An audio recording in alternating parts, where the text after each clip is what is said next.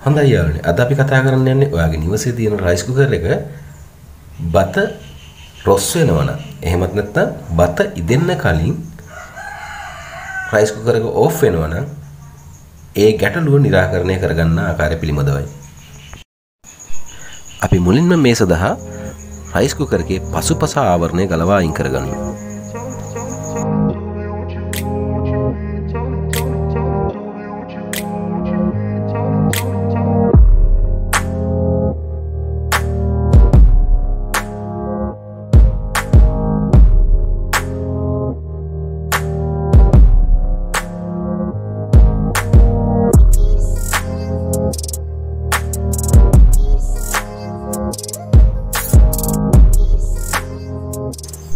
මෙසේ පසුපස ආවරණය ගලවා ඉවත් කිරීමෙන් පසු අපේ රයිස් කුකර් එකේ ඇති හීට් ටෙම්පරේචර් ස්විච් එක මෙන්න මේ ආකාරයෙන් ගලවා ඉවත් කරගත යුතුයි.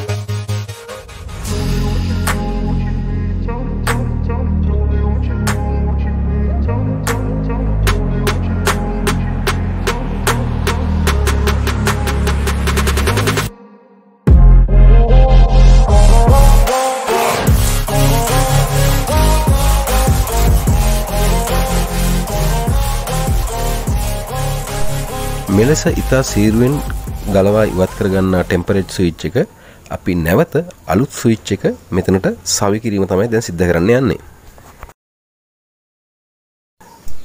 ඔව් මේ තියෙන්නේ අපි කඩෙන් මිලදී ගත්තා වූ අලුත් ටෙම්පරේචර් ස්විච් එකයි. මා මේ වීඩියෝ නිර්මාණ කරන අවස්ථාවේදී මෙහි මිලවන්නේ රුපියල් 150ක් පමණයි. මෙය කාලයත් සමග වෙනස් විය හැකියි.